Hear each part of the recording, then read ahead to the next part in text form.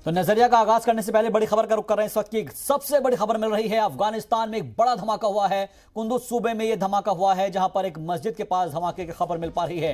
इस धमाके में 12 लोगों से ज्यादा की मौत की खबर मिल रही है। इस वक्त की ये सबसे बड़ी खबर आपको बता रहे हैं। अफगानिस्तान में एक बड़ा धमाका हुआ है, कुंदुज सूबे में यह धमाका किया गया है और एक मस्जिद के पास यह धमाका हुआ है, जिसमें 12 से ज्यादा लोगों की मौत की खबर मिल पा रही है।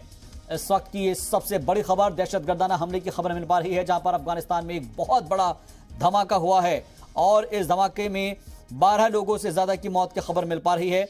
जाहिर तौर पर इस वक्त अफगानिस्तान में जो हालात कशीदा है, उसके बाद एक बार फिर से इस धमाके के बाद से कशीदगी बढ़ गई है, क्योंकि अफगानिस्तान में एक बड़ा धमाका हुआ है। कुंदुज सूबे में यह धमाके की खबर है और कुंदुज की एक मस्जिद के पास यह धमाका किया गया है। इस धमाके में 12 लोगों से ज्यादा की मौत की खबर मिल पा रही है।